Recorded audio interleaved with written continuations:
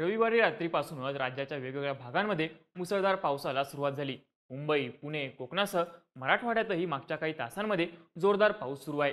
मराठवाड्यातल्या नांदेड जिल्ह्यात तर रविवारी रात्रीपासून सुरू असलेल्या जोरदार पावसामुळे पूरस्थिती निर्माण झाली आहे। नांदेड जिल्ह्यातल्या मुखेड तालुक्यात रविवारी रात्री ढगफुटीसारखा पाऊस झाला। या पावसामुळे मुखेड तालुक्यातली जवळपास 6 गावं पाण्याखाली गेली आहेत। नांदेड जिल्ह्यातलं रावणगाव रात्री साखर झोपेत असताना ढगफुटीसारखा पाऊस झाला, ज्यामुळे 80 पेक्षा जास्त नागरिक पावसाच्या पाण्यात अडकून पडले आहेत, अशी माहिती काही माध्यमांकडून देण्यात आली आहे। मुखेडमध्ये झालेला हा पाऊस इतका जोरदार होता की एका रात्रीत तब्बल 18 फूट पाणी वाढलं।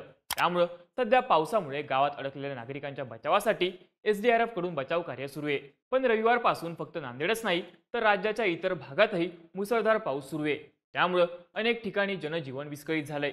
राज्यात कोणत्या कोणत्या भागामध्ये मोठ्या प्रमाणावरती पाऊस सुरू आहे? नांदेडच्या मुखेड तालुक्यात रविवारी रात्री काय घडलं? महाराष्ट्रातल्या कोणत्या जिल्ह्यांना पावसाचा इशारा देण्यात आलाय? सगळी माहिती जाणून घेऊयात या व्हिडिओतून। नमस्कार, मी चैतन्य आणि तुम्ही बघताय बोल भिडू। मागच्या 2 ते 3 दिवसांपासून नांदेड जिल्ह्यामध्ये पावसाची संततधार सुरू होती।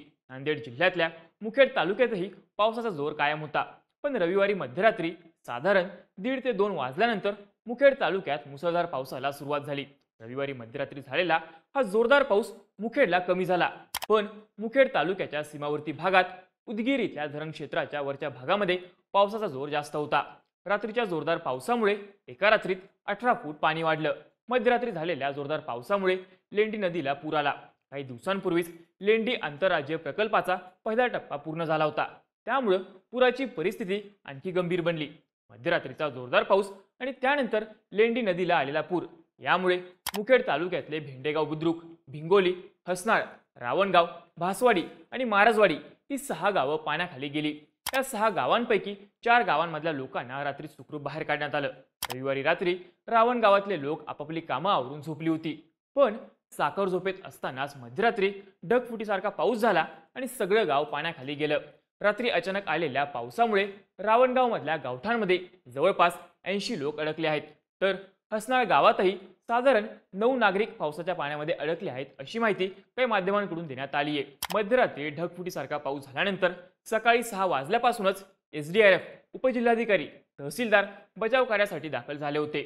सध्या पाऊस कमी झाला असून पाण्याची पातळी 1.5 ते 2 फूट कमी झाली आहे, पण पुराची परिस्थिती आटोक्यात राहावी यासाठी जवानांच्या तुकडीला पाचारण करण्यात आलंय, अशी माहिती स्थानिक आमदार तुषार राठोड यांनी दिली आहे। मुखेड तालुक्यात रविवारी रात्रीपासूनच मुसळधार पाऊस सुरू असल्यामुळे पुराच्या पाण्यामध्ये आतापर्यंत 40 ते 50 म्हशी दगावल्या असल्याची माहिती काही माध्यमांनी दिली आहे। एका गोठ्यात बांधलेल्या म्हशींचा पुराच्या पाण्यात बुडून दुर्दैवी मृत्यू झाल्याचा व्हिडिओ सुद्धा समोर आलाय। मुखेडच्या मुक्रमाबाद येथे ढगफुटी सदृश्य पडलेल्या पावसामुळे मुक्रमाबादमधल्या एका कुटुंबाच्या घरासमोर 6 फूट पाणी आलं। त्यामुळे मुलांसह रात्री 2 वाजल्यापासून सकाळी 6 पर्यंत घराच्या छतावर बसून या कुटुंबानं रात्र काढली। नांदेडमध्ये जोराच्या पावसामुळे शेतीच्या पिकांचंही मोठ्या प्रमाणावरती नुकसान झालंय। नांदेडच्या देगलूर मुक्राबाद रस्त्यालाही जोरदार पावसामुळे तळ्याचं स्वरूप आलंय। सध्या एसडीआरएफच्या टीमकडून बोटीच्या सहाय्याने नागरिकांना सुरक्षित स्थळी हलवण्याचं काम सुरू आहे। दरम्यान ज्यांचं या पावसामुळे मोठ्या प्रमाणावरती नुकसान झालंय त्या महिलांचे आक्रोश करतानाचे व्हिडिओही समोर आले आहेत। जोरदार पावसामुळे मराठवाड्यात दुसरं मोठं धरण असलेलं येलदरी हे धरण पूर्ण क्षमतेनं भरलंय। धरण परिसरामध्ये सुरू असलेला पाऊस तसंच खडकपूर्णा प्रकल्पातून येत असलेली पाण्याची आवक यामुळे धरणाचे सर्व 10 दरवाजे उघडण्यात आले आहेत। येलदरी धरण भरल्यामुळे परभणी, हिंगोली, नांदेड, वसमत, पूर्णा या 5 शहरासह 200 गावांचा पाणी प्रश्न मिटलाय, तर धरण भरल्यामुळे आसपासच्या शेतकऱ्यांनाही त्याचा फायदा होणार आहे। आता पावसाचा हा जोर फक्त नांदेडमध्येच आहे का? तर असं नाही। मागच्या 3 ते 4 दिवसांपासून राज्यातल्या इतर भागातही पावसाचा जोर कायम आहे। हवामान विभागाकडून याआधीच राज्यात मुसळधार पाऊस पडणार असल्याचा अंदाज देण्यात आला होता। बंगालच्या उपसागरामध्ये कमी दाबाचा पट्टा निर्माण झाल्यामुळे राज्यात अतिवृष्टीची शक्यता हवामान विभागाने वर्तवली होती, तर मध्य भारतामध्ये कमी दाबाचा पट्टा तयार होत असल्याने याचा सगळ्यात जास्त फटका कोकणाला बसणार आहे। कोकणात पुढचे काही दिवस वादळी वाऱ्यांसह अतिवृष्टी होणार असल्याचा अंदाज हवामान विभागाने वर्तवलाय। त्यामुळे हा संपूर्ण आठवडा पावसाचा असल्याने नागरिकांना सतर्कतेचा इशारा देण्यात आलाय। आता राज्यातल्या इतर भागांमध्ये पावसाची स्थिती काय आहे ते बघू। मुंबईमध्ये गेल्या 3 दिवसांपासून सतत पाऊस सुरू आहे। हवामान खात्याने मुंबई आणि ठाण्याला पुढच्या 48 तासांसाठी पावसाचा रेड अलर्ट जारी केलाय। मुंबईमध्ये पावसाचा जोर वाढल्याने सोमवार सकाळपासूनच लोकल 10 ते 15 मिनिटं उशिराने धावते, तर लांब पल्ल्याच्या काही लोकल रद्दही करण्यात आल्यात. दादर, कुर्ला, अंधेरी, ठाणे, पनवेल, मुंबईसह उपनगरातही मोठ्या प्रमाणावरती पाऊस सुरू असल्यानं मुंबईमध्ये शाळांना सुट्टी जाहीर करण्यात आली आहे.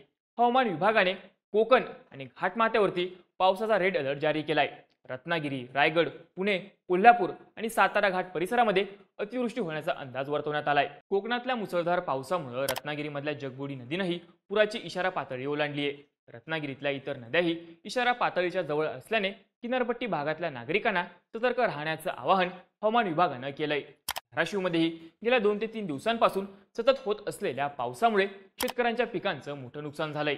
धाराशिव जिल्ह्यातल्या 108 गावातील 38,000 हेक्टरवरील पिकांचं पावसामुळे नुकसान झालंय. 50 पेक्षा जास्त जनावरं पुराच्या पाण्यात वाहून गेल्याचा प्राथमिक अहवाल महसूल आणि कृषी विभागाने सादर केलाय. बीड जिल्ह्यातही रविवारपासून सुरू असलेल्या पावसामुळे काही ठिकाणी पूरस्थिती निर्माण झाली आहे. बीडमधली बिंदुसारा नदी दुथडी भरून वाहते.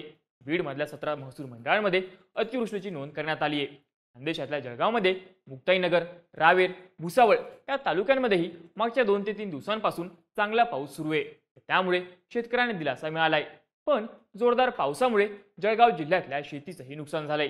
राज्यात पुढचे 5 दिवस मुसळधार ते अतिमुसळधार पावसाचा अंदाज आहे. कोकण, घाटमाथा, पश्चिम महाराष्ट्र, मराठवाडा आणि विदर्भ या भागांमध्ये अधिक पावसाची शक्यता आहे.